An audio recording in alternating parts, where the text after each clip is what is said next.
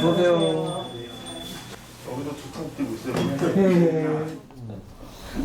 일단 이런 걷고 이 역사 이런 길들이 굉장히 많이 있는데 여기는 7개가 있어요. 보시면 7개가 있는데 우리 유희경 선생님 다 가셨죠? 유희경 선생님 다 가셨. 예, 7개가 있는데 그 저기 우리나라 작년에 그 3.1 혁명도 있었고 혁명이라는 얘기도 많이 있었고 3.1 운동에서 갑자기 왜 3.1 혁명이냐 그 임시정부가 1919년인 건 다 아는데 그걸 또 왜 이런 식으로 뭐 다른 의미를 부여하느냐 이런 얘기를 좀 뭐 좌파우파 할 것 없이 이제 논란은 많이 있었습니다. 근데 딱 하나는 말씀드릴 수 있어요. 3.1 운동이건 혁명이건 간에 3.1에 대해서 하나 말씀드릴 수 있다고 그러면은 우리 민족은 3.1 이후로는 절대로 같은 나라, 민족 같은 나라가 될 수 없었어요. 그 경험을 한번 치열한 걸 한번, 설사 실패, 물론 실패했죠. 물론 실패는 했는데, 그때 그 뜨거운 경험을 한 사람들은 결코 그 전에 그 왕조시대, 조선 왕조시대의 식민이 될 수는 없어요. 공화국을. 네, 그렇죠. 네, 이제 공화국을 과감하게 공화국을 선포를 했고, 이건 좌파우파 문제가 아니라, 그리고 우리나라 대부분의 독립운동가들, 그리고 남북의 이 지도자들 이런 사람들이 기본적으로 3.1 운동의 세례를 받고서 남한이고 북한이고 태어난 것이고, 절대로 남쪽이나 북한이나 남한이나 북한이나 또 독립운동가들 이걸 떠나서 조선왕조를 다시 복고하자 이런 사람들은 세력이 전혀 없어져 버렸어요. 그게 뭐냐면 3.1이 그래서 혁명이라고 할 수 있는 거죠. 그래서 근데 그게 또 더 의미가 있는 건 뭐냐면은 공화국이라는 거는 조금 아주 이 협의로 생각을 한다고 그러면은 왕이 없는 나라예요. 영국을 공화국이라고 하지 않잖습니까? 민주주의 국가라고 하죠. 네덜란드도 민주국가고 뭐 스웨덴도 민주국가지만 아무도 공화국이라고 얘기를 안 해요. 그 이유는 뭐냐면은 왕이 있기 때문에. 근데 그런 입헌 민주주의건 뭐 이걸 떠나가지고 근데 그 무려 몇천 년 동안 왕이 없는 게 없었던 우리나라 사람들이 과감하게 그 대한민국이라는 민주공화국을 선포를 했다는 거는 뭐 혁명이라고 해도 과언이 아닙니다. 근데 제가 하는 3.1 운동 코스는 그 코스가 여기 책에 보면 3가지로 돼 있어요. 첫 번째가 북촌 코스인데 처음 시작하는 데는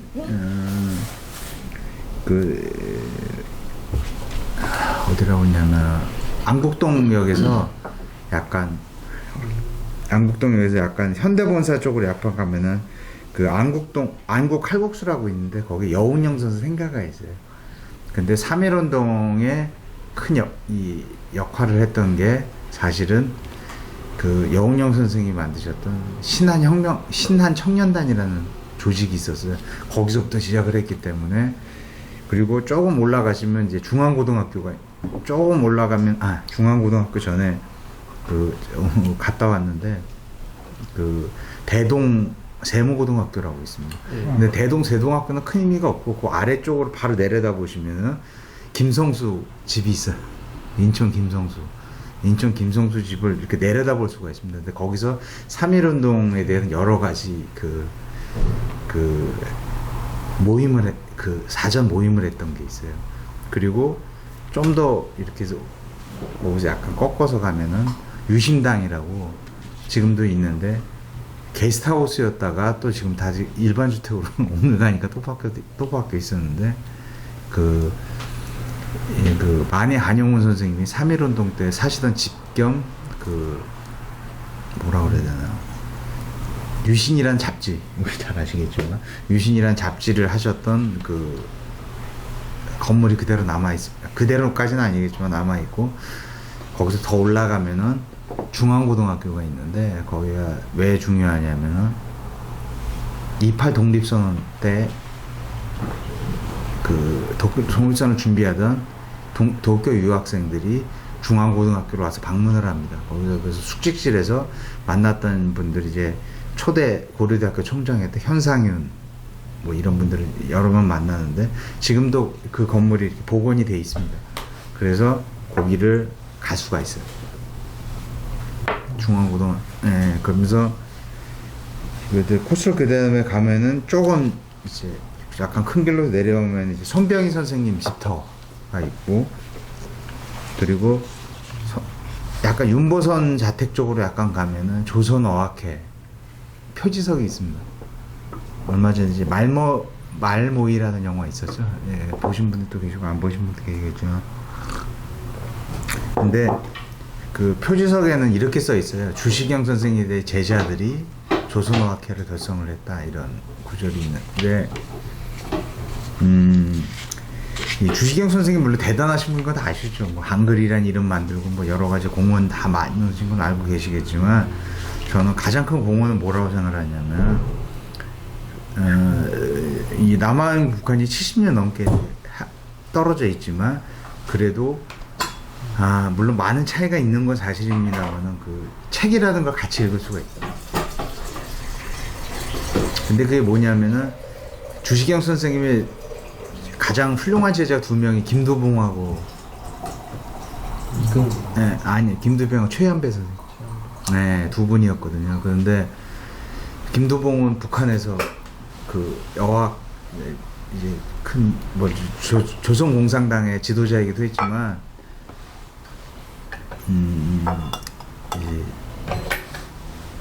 북한의 그 어문을 이게 총 지금도 이제 포맷을 했던 이런 말하도 안 되죠. 어쨌든 이 구성을 했던 분이시기도 하고 최연배 선생은 이제 남한에서 일을 하셨던 분인데 기본적으로 두 양반이 다 주시경 선생님 제자이기 때문에 큰 틀에서 같은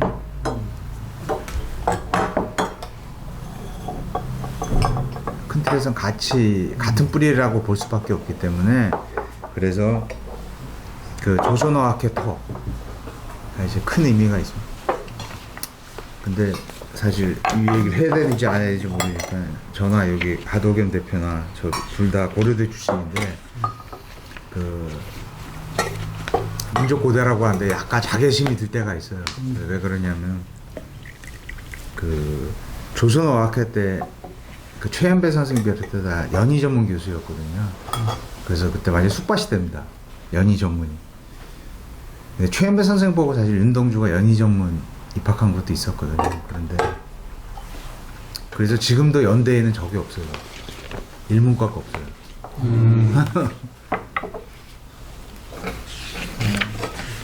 근데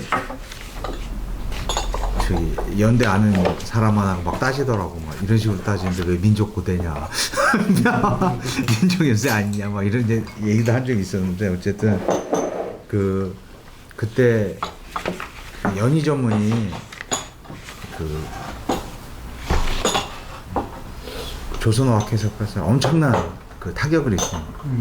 사실 최연배 선생님이 그 함흥교도소에 감옥에 들어가셨는데 아마 해방이 반년만 늦어도 옥사하셨을지도 몰라요.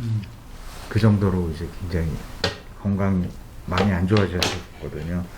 어쨌든 그런 것도 있고 그 다음에 좀 지나 그 옆으로 돌면은 천덕의 중앙종부터 지금 덕성여중터가 있는데 거기는 천덕여 중앙본부 거기 있었습니다. 보통 이제 천덕여 중앙본부 하시면은 다 저기 수은회관 그 저기 문현궁 바로 건너편을 생각하시는데 3.1운동 때는 그게 없었어요. 3.1운동 3년인가 4년 후에 완공이 됩니다. 그래서 손병희 선생님의 그 노제가 그 앞에서 지내져요. 죽은 다음에 완공이 된 거기 때문에 사실은 그 원대 천덕여 본부는 지금 덕성여중터에 있었어요. 근데 지금은 다행히 이제 건물이 헐린 건 아니고 저쪽 수유리 한참 거기 가면 있는데 옮겨져는 있는데 이제 거기서 이제 많은 3.1 운동에 대한 저게 이루어졌습니다. 근데 여기 중에 하나 꼭 염두에 두셔야 될 게 뭐냐면은 그 손병희 선생님 주택을 가면은 저는 하나는 3.1 운동이가 혁명인 것 같아요. 참 기적 같다고도 하나 느껴지는 게 뭐냐면은 뭐 잘 아시겠지만 천도교, 개신교 그리고 불교 뭐 2번밖에 없었지만 이렇게 많은 사람들이 모였었고 학생들이 이게 다 모였는데 이게 누설이 안 돼요. 그리고 그 전에 손병희 선생님이 이 33인 중에 대한제국의 이 대신들도 끌어들이려고 많이 노력을 했거든요. 심지어 이완용도 만났다고 해요. 물론 이제 사실 그런 계획까지 밝힌 건 아니겠라는 거에 대해서는 이제 여러저러 논란이 있겠습니다만, 근데 윤치호도 만나고 이제 굉장히 많은 친일파도 만났는데 그 사람들조차 최소한 참여는 안 했을지언정 그거를 일본 경찰한테 누설은 안 했다. 근데 세상이라는 게 다 그래요. 그게 뭐냐면 많은 사람들이 모이고 또 다른 세력들끼리 모이고 막 이러다 보면은 그 누설이 될 확률은 굉장히 높습니다. 약간 좀 오버할지 모르겠지만 그 프루타르크 영웅전 보면요, 그 브루토스에 대해서 브루토스 넘어가져도 그 유명한 브루토스에 대해서 프루타르코스가 여러 가지 비판하는데도 칭찬한 게 한 게 있어요. 뭐냐면은 브루토스 혼자 찌른 게 아니었잖아요. 그때 로마 원로원 여기서 여러 명이 10대 명이 같이 돌아가서 찔렀습니다. 근데 그 위대한 영웅 카이사르를 죽이는데 한두 사람도 아니고 그 많은 사람들이 참여해서 같이 찌른 거예요. 근데 그 전에 누설이 되지 않았다는. 그게 옳다 그르다를 떠나가. 철저. 네, 그리고 이제 그만큼 브루토스가 인망이 있었다.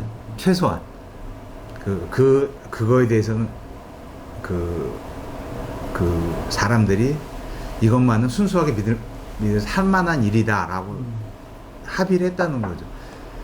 근데 카이사르 정도 사람을 죽는데 10몇 명이 같이 들어오는데 그 전에 누설이 안 됐다. 이것도 참 생각해보면 대단한 일이죠. 근데 조금 다르긴 하지만 어쨌든 3.1 때 그 많은 사람들이 28 독립선 때부터 그 많은 사람들이 연루라기보다는 어쨌든 연계가 돼 있음에도 불구하고 단 한 명도 그게 없었다는 거예요. 그래서 어쨌든 3.1 거사는 이루어진 거예요. 그래서 우리가 3.1에 대해 가지고 3.1 뭐 운동이고 혁명이고 그걸 떠나가지고 그 당시 우리 민족들이 그게 얼마나 그게 쌓여 있었고 그런 공감대가 광범위하게 형성됐다는 증거 중에 하나가 그게 어쨌든 거사가 이루어졌다는 것 자체가 정말 대단한, 지금 생각을 해요. 어쨌든 그게 또 3.1 흔적 중에 하나고요. 그리고 북촌을 좀 넘어가서 이제 종로로 가게 되면은 종로 쪽으로 가게 되면 보성사 애터라고 지금 수훈회관이란다. 조계사 옆쪽에 있는데 거기서 3.1 운동 선언문이 인쇄가 됩니다. 근데 그 옆에 바로 이제 조계사에 봤던 수성공원이라 조그만 공원이 있는데 그 옆에 이종일 선생 동상이 있어요. 33인 중에서 굉장히 핵심적인 역할을 하셨던 분인데 근데 그분의 동상 뒤에 이렇게 양력이라는 게 찍혀 있죠. 그러면 참 어쨌든 저는 깜짝 놀라웠던 게 뭐냐면 그냥 분이 20대 때 이미 과거에 합격을 하셨고 일본 외교단 방문단에도 참여가 됐고 그러니까 최고 엘리트셨던 거예요. 근데 그 양반이 이제 그런 분이 뭐였냐면은 결국은 천도교에 가입을. 그래서 이 보성사, 그래서 손병희 선생 오른팔로 일을 하게 됩니다. 근데 딱 보면은 여러분들이 구한말이라는 표현을 쓰지 말라고 하면서 어쨌든 대한제국하고 일제시대랑 그리고 이 해방 초까지의 좌파 우파라든가 그 기독교에서 뭐 이렇게 왔다 갔다 한 거에 대해서 함부로 얘기하시면 안 돼요. 아까 이종일 선생이 그런 부분은 뭐 좌 이쪽까지 간 건 아니었겠지만 그 과거 20대 과거에 합격을 하고 80년대 일본에 왔다 갔다 하고 이런 분들조차도 결국은 천도교로 갈 수밖에 없어요. 아무 희망이 없어. 근데 뜻이 있는 분들. 그래서 이 조선시 그때 있던 분들은 갑자기 기독교를 하다가 갑자기 좌익이 돼요.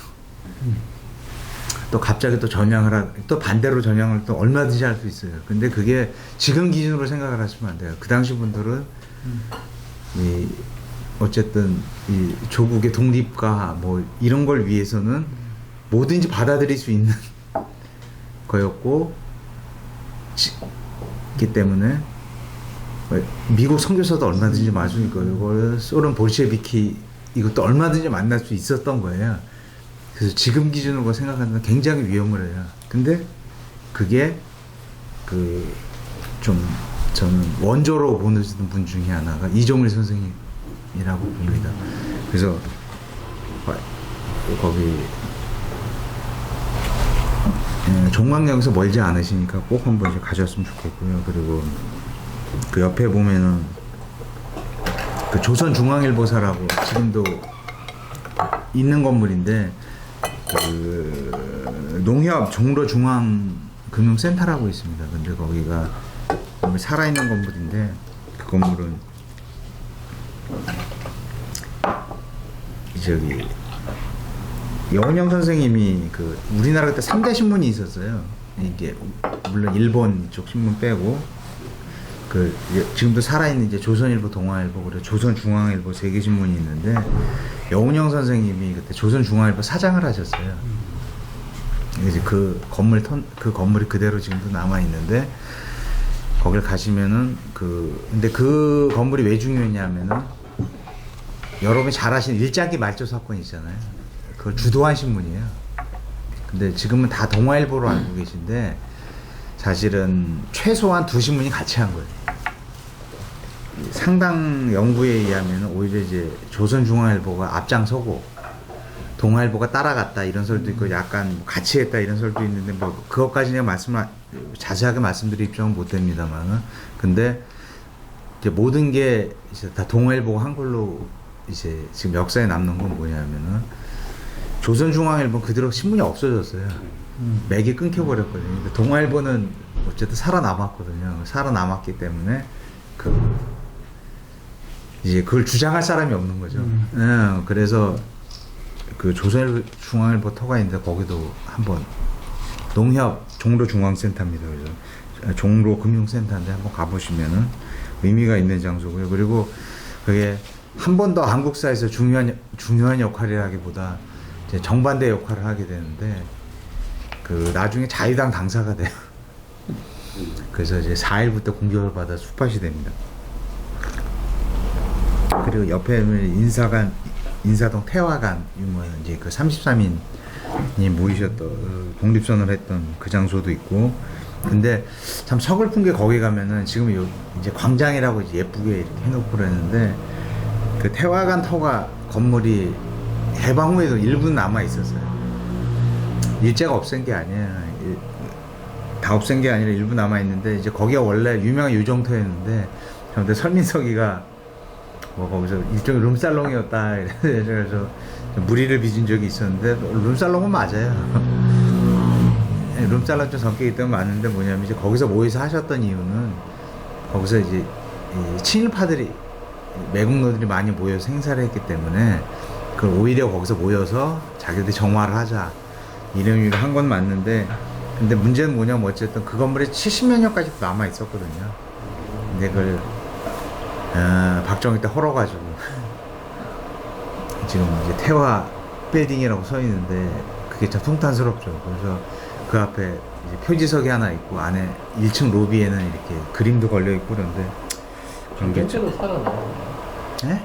한국 전체 때도 별 문제 없이 살아나요. 그렇죠. 네, 70몇 년까지 있었다고 했어요. 네, 그래서 그런 건물들이 있고 그리고 그 탑골공원 뭐 너무 잘 아실 테니까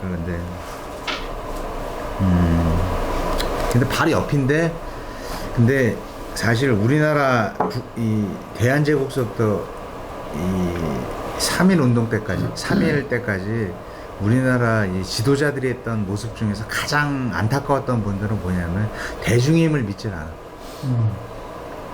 그 정도 대중도 뭐 잘 아시다시피 이 외국에서만 손잡고 이랬잖아요. 이 동학도 이제 사실상 팔아넘긴 거고 그런데 이 3.1 때까지만 해도 그 지도자들도 저걸 믿질 않았어.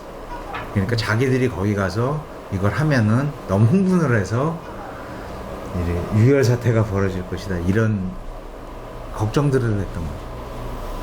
그래서 사실 거기 손병희 선생님 동상이 있는데 원래 거기 이승만 동상이 있었거든요. 그래서 4.19 때 이제 끌어내리긴 했는데 손병희 동상이 맞기도 하고 틀리기도 한 거예요.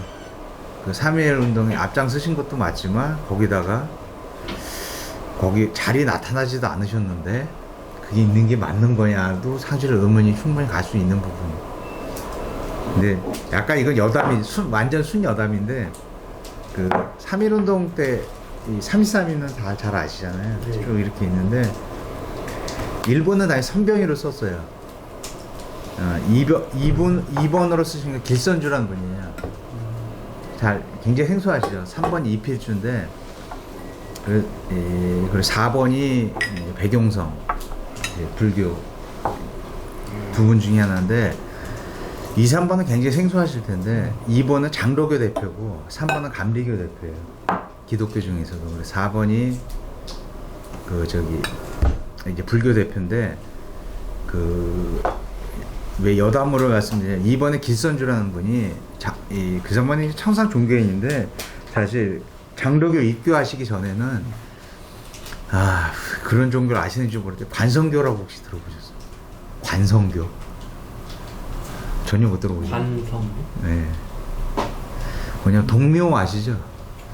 그 관우 그 관성제군이라고 하잖아요. 관우가 성인이라고 그러죠. 관성이라고 그러는데 그 교를 믿으셨던 분이에요. 근데 하시다가 이제 장로교로 돌아가신 분인데 우리나라 교회에 좀 독특한 게 하나 있는데 새벽기도 있죠. 그게 관성교에서 나온. 그래서 거기서 매일 하는 건가요? 아니 근데 뭐 그런 건 아닌데 관성교 할 때 새벽기도가 이렇게 영빨이 있었나 봐요. 근데 이제 그거를 옮기셔가지고 근데 사실 어느 나라 저기도 새벽기도는 없고 새벽기도는 없는데 이거 약간 그런데 이제 이제 두 번째 분은 사실 좀 약하신 분이어가지고 유일하게 30년 중에 무죄를 받아요. 이제 세 번째 이제 이필주라는 분은 정동교회 거기 원래 관사도 계셨는데 그 관사가 주요 모의 장소 중에 하나 있습니다. 어쨌든 뭐 그런 데도 있었고 그런데 얘기가 좀 딴 데로 흘렀는데 어쨌든 33인들이 우리가 생각한 것처럼 이렇게 강철 같은 그런 독립투사는 아니었다. 물론 이제 생각보다 적은 찍어요. 친일로 돌아선 분은 3분밖에 안 됩니다. 그 전에 뭐 돌아가신 분들도 있고 옥사하신 분들도 있고 이북에 넘어가서 뭐 북한 정권에 일하신 분들도 계시고 뭐 이런데 어쨌든 뭐 이거저걸 떠나가지고 뭐 그 정도로 살짝 정리를 하고요. 그 다음에 종로 중앙기독교 청년회 이건 이제 YMC인데 근데 저는 한번 그거에 대해서 책을 써보고 싶은 생각도 좀 들 정도인데 뭐냐면은 우리나라 독립운동가가 아니고 더 훨씬 더 넓게 잡아가지고 나중에 친일파가 되건 그러니까 우리나라 이 근현대사에서 역할을 하셨던 분 중에서 YMCA의 영어 교실을 안 가신 분이 드물어요. 정말 김구 선생 정도는 없어. 그러니까 나중에 이제 그 양반들이 좌파가 되던 우파가 되던 나중에 친일파로 타락을 하건 그건 그 다음 문제로 치고 그 젊었을 때 YMC 영어 학교를 안 가신 분이 드물었습니다. 근데 어떻게 보면 당연해요. 그 왜냐면은 우리나라 근대화로 갈 수 있는 길은 딱 그러니까 자기 집안이 엄청나게 돈이 있어가지고 해외 미국이나 영국이나 뭐 이런 데로 유학을 갈 수 있는 아주 극히 소수를 제외한다 그러면은 어느 정도 여건이 되고 지식인들이라고 그러면 할 수 있는 거는 뭐냐면 근데 어쨌든 그 친일이건 반일이건 떠나지 근대화는 해야 되는 거. 서양 문물을 받아들이고 나라를 근대화해야 되는 것이 절대적인 과제였고요. 근데 그 과정에서 할 수 있는 건 일본 유학을 가던가 아니면은 일본 유학 가기 전이라도 선교사들을 통해서 서양 문물을 받아들이는 길 외에는 제로라고 보시면 그러기 때문에 젊었을 때는 다 YMC 영어학교를 다 갔어요. 그래서 그거 하나만으로도 이제 YMC가 물론 우리가 1980년대 그 민주화 운동 때까지만 해도 YMC가 상당한 역할을 했었습니다만 뭐 다 아시는 분들은 아시겠지만 근데 그때까지가 아니더라도 이미 19세기 후반서부터 이 YMC 영어학과는 굉장히 우리나라에서 중요한 그 공간이라고 해야 되나 이제 그렇게 볼 수가 있는데 그게 그 종로에 있었죠. 지금 그때는 이제 벽돌로 만든 이런 건물이었는데 근데 그 3.1운동 때 학생들이 주요 바로 옆에 또 아시다시피 탑골 공원이기 때문에 굉장히 중요한 거점 역할을 했었죠. 그리고 바로 그 YMC 옆에 지금은 이제 장안 빌딩이라고 이렇게 있는 건물이 있는데 거기가 종로 경찰서. 그 영화 암살 보면 맨 처음에 이렇게 누구지? 이정재 탈출하는 장면 이렇게 나오는데 예, 가장 악명 높은 장소였고 그 옆에 거기 김상우 역사 폭탄을 던지는데 그 얘기를 하면 너무 길어서 그 정도로 생산을 하기도 하고 그리고 지금 제일은행 본점 저기 지금 SC 제일은행 제일은행 본점 있는 그 경성지방법원터라고 있는데 거기가 이제 독립사들이 지금 정동에 있는 대법원 건물이 있기 전에 3.1운동 때까지 거기에 있었습니다. 근데 이 조선시대 때는 뭐라 그래야 되나 그리고 그 앞에 영풍 빌딩 요 일대가 사법의 핵심 지역이었어요. 의금부 뭐 이렇게 그러니까 이런 지금으로 하면 검찰청 대법원들이 다 그 동네에 모여 있었습니다. 근데 그게 그 땅이 그대로 남아 있었기 때문에 일본 애들이 이제 그 자리에다 그대로 법원들이라는 걸 세웠다고 볼 수가 있고요. 광화문 밖에 있었던 거예요? 밖에 그렇지 않았고요. 보면은 그 영풍 빌딩 앞에 보면은 정봉준 사문 동상이 있어요. 앉아 있는 동상이 있는데 어쨌든 그 일대가 의금부 다음부 그래가지고 어쨌든 이 사법 체계가 다 그쪽에 좀 집중이 돼 있었습니다. 선생님 근데 여기 말하는 장안 종로경찰서 장안 빌딩이 예전에 조선공산당 장안 맞아요. 예, 그 장안파라고 하는 데가 거기였어요. 그 염산서 선생이 뭐냐면은 3.1운동 당시에 일본 유학을 하고 있었어요. 그때 20대 청년이었는데 근데 아까 2.28 독립선언은 뭐 대부분 그들 이름은 다 아시죠? 도쿄에서 했던 거는 이름은 다 아시는데 오사카에서도 독립선언이 있었어요. 근데 이제 그때는 도쿄에 계셨는데 오사카에는 이제 유학생들은 별로 없었고 주로 이제 노동자들이 많았어요. 근데 염상선 선생이 이제 오사카로 가서 노동자들을 모아가지고 덴노지 공원이라고 오사카에 굉장히 큰 공원이 있는데 거기서 독립선언을 합니다. 근데 잘 안 알려진 얘기인데 어쨌든 이제 그래서 근데 그분이 이제 종로 태생이고 종로가 이렇게 자기 생활 공간이자 이제 집필 공간이기도 하셨는데 그 옆에 이제 동상이 생겼는데 사실 3.1운동하고도 당연히 관련이 있죠.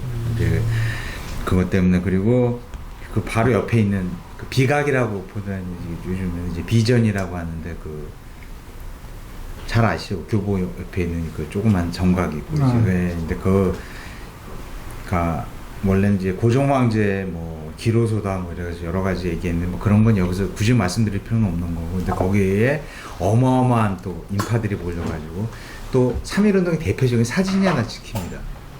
비전하고 3.1운동 찍히면은 이제 사진이 하나 나오는데 그 중에 젊은 청년이 하나 있는데 소년이 하나 있는데 그게 누구냐 박헌영. 그 나중에 박헌영이 자기라고 이렇게 얘기를 하는데 제가 파일 보내드리면 그렇게 나와 있습니다. 그래서 그 이제 그러면 여기를 이제 아까 이제 북촌하고 종로를 지나서 그 다음에는 이제 정동하고 서대문으로 3.1운동 코스가 이어지는데요. 예, 대한문이죠. 이제 고종이 사실 이제 어쨌든 직접적인 원인은 이제 고종의 죽음이죠. 근데 사람들이 이제 몰려들었는데 이제 돌아가신 데 경운궁 지금 그 덕수궁에 그때 사람들이 엄청나게 몰려드는데 그 뭐 막말로 그런 것도 있었죠. 사람들이 하도 서러우니까 울어라도 이런 것도 있었지만 이제 여러모로 이제 다른 감정들이 이제 발화가 되면서 이제 3.1 혁명으로 이어지게 되는데 우리나라에서 참 재밌는 게 그 1919년에 고종황제가 죽잖아요. 그건 다 아시는 얘기예요. 보통 30년을 한 세대로 잡힙니다. 1949년에는 김구 선생님이 들어. 79년에 박정희 대통령이 죽습니다. 2009년에는 노무현 대통령하고 김대중 대통령이 죽어요. 돌아가셔요. 우연이라고 하기엔 뭐냐면 봉건 시대가 끝나고 산업화 시대 끝나고 저기 독립운동 세대가 끝나고 산업화 시대가 끝나고 민주 이 시대가 끝나고 이러는데 뭐 지어낸 얘기일지 모르겠지만 너무 공교롭게 나요. 누가 봐도 너무 대표적인 인물들이 딱 그 30년씩 차이에 돌아가시기 때문에 그래서 어쨌든 그 시작이 대한문이다. 물론 2009년에도 거기 뭐 노무현 대통령 돌아갔을 때 엄청난 일이 벌어지긴 했지만 그건 생략을 하더라도 어쨌든 그래서 대한문이 이렇게 정말 그래서 정말 대단한 장소다라고 말씀드릴 수가 있고요. 그리고 그 뒤에 미국 영사관이 있었어요. 원래 공사관이었는데 우리나라가 이제 먹히니까 영사관으로 벽화가 돼서 그 앞으로 이제 우리나라가 독립선을 해야겠다라고 이제 미국한테 얘기를 하는 그런 시위대가 많이 가게 됩니다. 근데 그 바로 옆에 이제 정동제일교회가 있는데 아까 이제 이필주 목사랑 또 이제 연관이 되는데 거기가 여기 보면 학생들 이제 모임 장소이기도 있고요. 거기 정동 제일교회 모인 학생들이 해야 될 역할이 뭐였냐면 주위에 있는 외국 영사관들한테 그걸 알리는 거였어요. 프랑스나 영국이나 다 그쪽에 있었거든요. 러시아나 다 그쪽에 있었기 때문에 주요 역할을 하는 데가 그쪽이었습니다. 그래서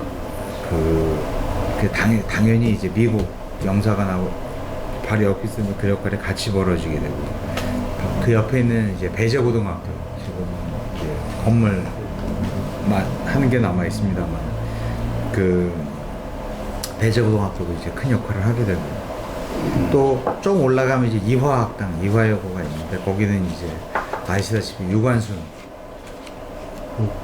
거기 다니게 되죠. 그래서 유관순은 근데 유관순 여사를 폄하하자는 건 아닌데 우리나라에서 참 이 문제가 있는 건 뭐냐면 우리나라 여성 독립운동가 일반 사람한테 물어보세요. 붙잡고 물어보세요. 여성 독립운동가 아는 사람 있습니까? 물어보면 막 100에 8, 90은 유관순 얘기를 할 거예요. 그럼 유관순만 했냐? 말이 안 되잖아. 그렇죠? 뭐 좌파우파 떠나가지고 유관순만 했겠습니까? 근데 그거에 대해서 이제 저는 이 합리적 의심을 가질 수밖에 없는 게 뭐냐면 거기에 이제 배제 이화 감리교 학교들이 그리고 누구냐면 이승만이 배제 출신이고 그리고 유관순은 10대에 죽어버리기 때문에 그 후에 있을 좌우 논란이라는 게 전혀 있을 수가 없죠. 그러니까 그 후에 여성 독립운동가들에 대한 그런 그 이념적인 문제 같은 거에서 완전히 자유롭기 때문에 유관순만 띄운 거예요. 아니 유관순을 폄하하자는 얘기가 아니고요. 절대로 폄하하자는 얘기가 아니고 그러니까 여성운동가가 유관순만이야. 이건 말이 안 되는 거죠. 그러니까 우리도 이제 요즘에 조금씩 벗어나고 있긴 합니다. 그 프레임에서 벗어나지 못하고 있다. 라는 걸 그 이화약당 보면 이제 그 말씀드릴 수가 있고 이제 좀 올라가시면 경교장이 있죠. 뭐 경교장 뭐 거기는 근데 경교장은 뭐 다들 그건 아시죠. 김구 선생님이 돌아가신 데는 알고 있는데 그 또 하나 아셔야 될 게 뭐냐면 임시정부가 마지막 청사였어요. 써놨어요. 네, 그렇게 써놨는데 요즘에 이제 그런 거를 좀 하는데 근데 요 얘기만 하고 3일은 요걸로 이제 사도명소까지 있구나. 저기 하나 말씀드릴 게 뭐냐면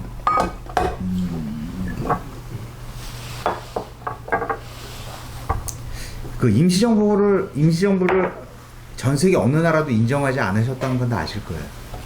이 한반도의 유일한 합법 정부를 인정하지 않았다는 걸 다 아실 거예요.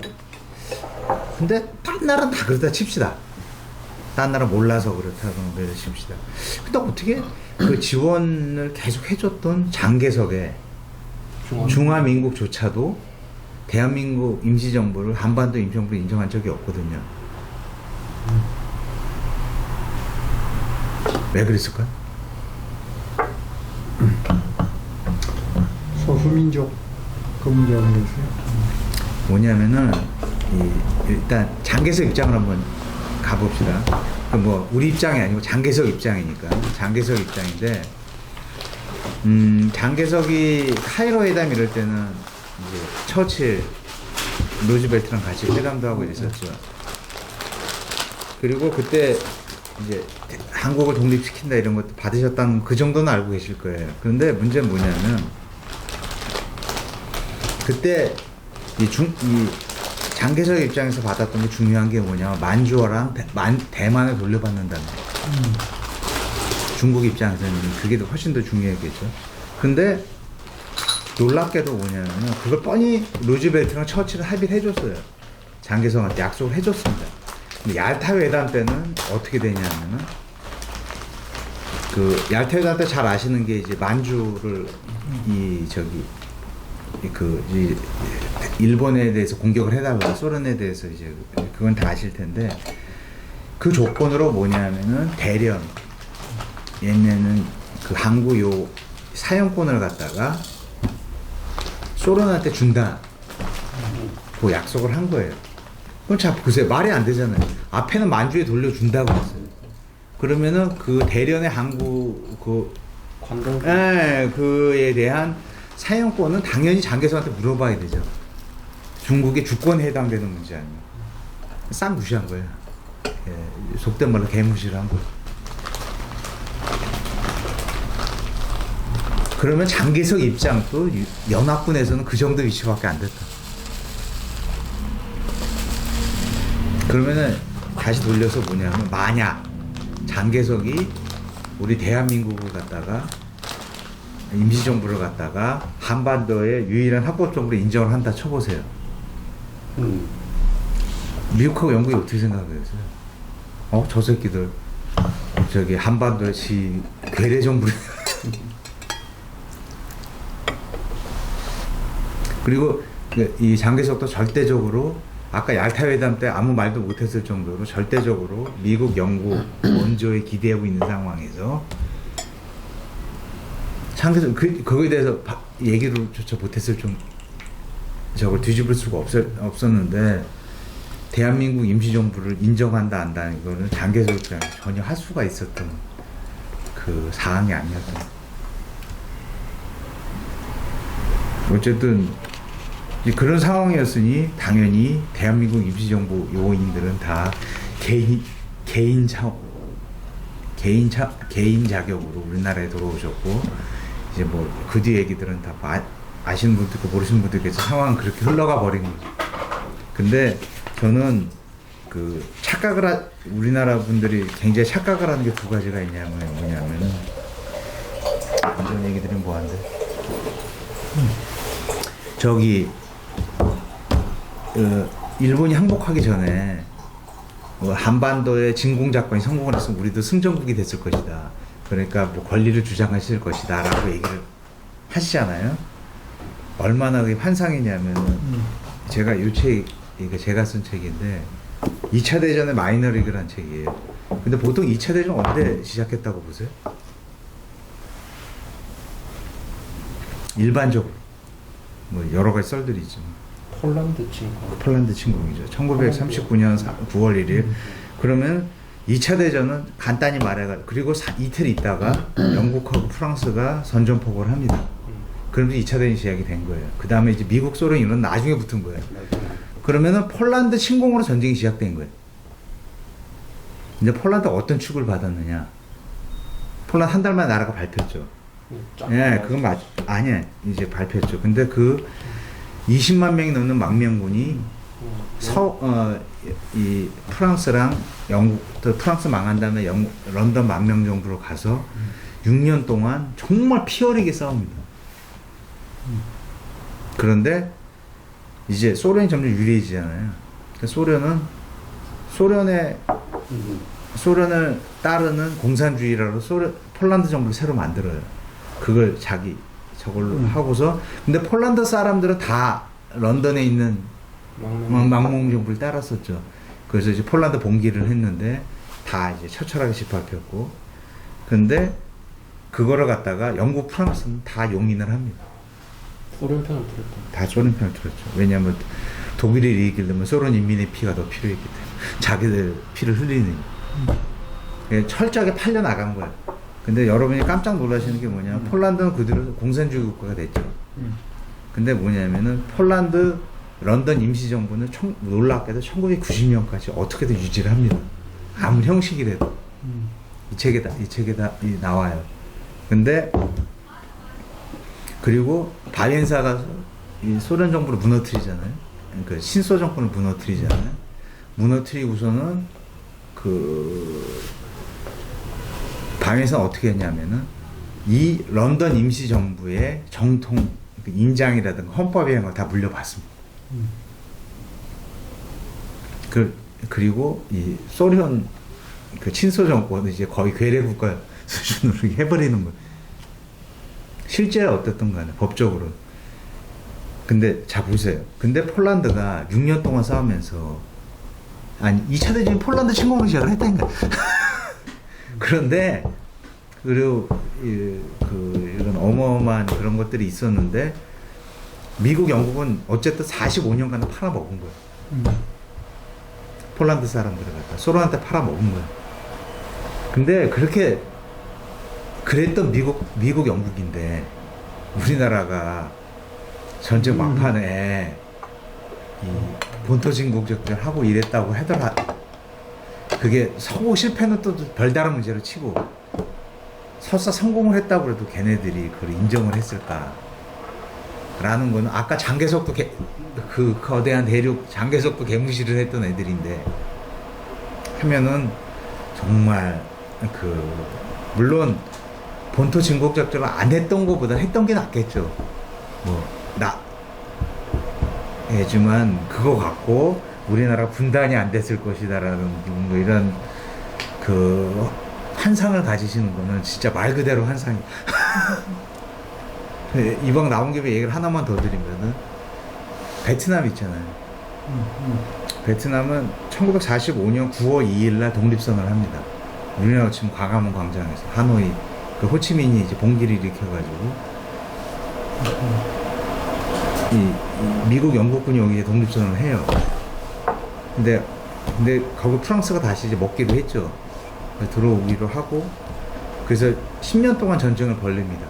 그리고 1954년에 아시는 분들은 아시겠지만 DMBF 전투라고 이 유일하게 식민지 군대가 피식민지 군대를 갖다가 제대로 된 4단급 이상 전투에서 개박살을 내는 거예요. 엄청난 인류 역사 최고 위협을 이루어. 근데 미국이 개입을 했잖아요. 그래서 거기 개입을 해가지고 남북 분단이 되고 그 75년에야 어쨌든 뭐 누가 뭐 적과 통일이건 뭐 어쨌든 간에 무력 통일이건 뭐 75. 근데 미국이 강제로 개입을 하니까 어떤 20년 동안 분단이 유지가 됐어요. 베트남은 이렇게 호치민이라는 누가 봐도 이 정통성 있는 지도자가 있었고 베트민이라는 그런 조직이 있었음에도 불구하고도 20년 동안 유지가 됐어요. 근데 어느 뭘 봐도 우리나라는 안 됐다는 거예요. 지금 그냥 이런저런 얘기를 하는 것 뿐이지. 그래서 얘기가 너무 길어졌는데 어쨌든 그 경교장 거기서 김구 선생님 하셨던 거 그리고 중화민국 이런 걸 생각을 해보면 지금 그냥 다 끝난 결과 가지고 이렇게 너무 단편적으로 얘기를 하는데 그 물론 그 김구 선생님 존경하고 또 인류사 또 민족사의 그 자산이죠. 그건 뭐 틀림없. 그렇다고 뭐 아무것도 안 하고 그러니까 우리 힘 안 되니까 남한 북한끼리 그냥 따로따로 뭐 하자 이렇게만 남았으면 그 얼마나 쪽팔린 겁니까? 그냥 막말로. 그런데 분명히 의미가 있고 다이긴 하지만 그 몇몇 가지가 이루어졌다고 해서 이 남북한이 분단이 안 됐다 이런 거는 진짜 솔직히 너무 나이브한 그런 판단이라고 생각을 하고요. 그리고 마지막 코스가 이쪽은 이제 가면은 경기장에서 조금 이 한양 노송으로 좀 올라가면 딜쿠샤 사옥이라고 딜쿠샤 집이라고 있는데 그게 뭐냐면 테일러라는 우리나라 그 원래는 그 광산 기술자로 이제 우리나라 금광 많이 털어갔잖아요 미국에. 근데 그분의 아들로 왔던 분인데 그분이 거기서 우리나라에서 상회를 했었어요. 근데 그분이 지은 집인데 그분이 이제 우리나라에서 굉장히 큰 의미가 있냐 뭐냐면 그때는 세브란스 병원이 저기 지금 세브란스 빌딩 서울역 앞에 있었어요. 근데 그 아들이 2월 28일 날 태어났어요. 1999년 2월 28일 날. 근데 그분이 단순히 상회하는 게 아니라 그 미국 UPI 통신 한국 통신사기도 했었어요. 근데 거기 그 세브란스 병원이 아까 말한 대로 그 3.1 독립운동의 여러 거점 중에 하나였어요. 그 33인 중에 제일 1982년까지 살아계셨던 분이 이갑성이라는 분이었는데 그분이 YMCA 사무국장이었어요. 30대 초반이었는데 그래서 그분이 그러니까 당연히 그 세브란스 병원에도 독립선언서 같은 게 많이 있었던 거. 근데 그걸 갖다가 해외 보도를 해주죠. 근데 그분이 집을 갖다가 지금 이제 필운동 그러니까 그 한양도성에서 약간 서대문 형무소 내려다 보이는 그쪽에 집이 크게 지으셨는데 너무나 놀랍게도 그 집이 남아 있어요. 근데 그분이 이제 쭉 일제시대 때도 한국에 사셨는데 결국은 이제 태평양 전쟁 때 쫓겨났죠. 적성국가가 되니까 쫓겨나셨는데 그래서 돌아가셨는데 이제 그 집이 행운인 게 뭐였냐면 남아있는 게 어떻게 보면 기적이었던 게 뭐냐면 이런저런 그 피난민들이라든가 집 없는 사람들 막 들어서 막 산 거예요. 그러다 보니까 이제 오래 있으면은 이렇게 점유권 같은 게 생기잖아요. 근데 사람이 여러 명이나 보니까 합의가 안 되고 이러다 보니까 집을 헐고서 다른 집을 지을 수가 없는 상황이에요. 그러니까 누구나 그래가지고 지금도 남아 있게 되고 지금은 저기 서울시에서 그 기념관으로 좀 하고 있습니다. 그래서 고개가 그 딜쿠샤라는데 그게 그 인도 말로 그 아까 테일러라는 분의 부인이 영국 여자예요. 근데 인도에서 좀 사시고 그래가지고 꿈의 궁전이라는 뜻. 꿈의 궁전이라는 뜻이 딜쿠샤 그러면 되게 이제 이국적으로 들리잖아요. 누가 들어도. 그래서 그리고 이제 그 밑에가 이제 서대문 형무소. 보통 3.1운동 코스가 끝나는데 그 서대문 형무소는 이제 뭐 아시다시피 우리나라 현대사에서 근현대에서 아마 가장 중요한 장소였어요.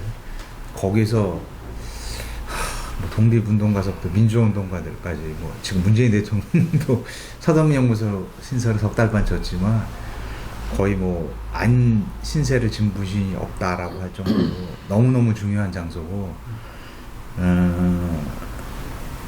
그거 얘기를 하면 너무 길어 정말 너무너무 길어서 이 정도로 하는데 딱 하나 말씀드릴 게 너무 재미있는 게 뭐냐면 두 가지만 말씀드리면 하나가 뭐냐면 거기 번지수가 현저동 101번지예요. 근데 101이 뭐냐면 사람 이렇게 있고 이게 가둔 거네. 그래서 일본 애들 이름 자체를 그 번지수 자체를 101번지로 했다는 거. 그리고 또 하나가 너무 또 그 형무소의 운명이라는 게 너무 재밌는 게 의도한 건 전혀 아니었는데 그 문을 닫은 게 1987년이에요. 예, 이 의왕교도소 이렇게 만들면서 미리 준비를 하긴 했는데 일반 교도소? 의왕교도소 만들 때 그 뭐 이미 그때부터 이제 여기 있는 너무 서울 시내 가깝고 이게 지들이 봐도 이제 모양이 안 좋으니까 옮겨냈는데 너무 그 아이러니하게도 이제 문을 닫은 게 1987년이다. 그리고 하나만 더 드리면 거기 저기 있어요. 교수형하는 사형자 뭐 가보신 분들이 있겠지만 근데 재밌는 게 뭐냐면은 일본에서도 그게 다 없어졌대요. 교수형 시설? 아니 교수형 시설은 있는데 거기 가보시면 완전 일본식 건물이거든요. 누가 딱 가봐도 그 원형대로 있는 게 일본에도 한 군데도 없대. 그래서 오히려 일본 그 형법 연구하고 이런 사람들이 오히려 거기 와서 이렇게 이거였구나라고 자기들이 와서 확인을 하는 이제 그런 장소이기도 합니다. 그래서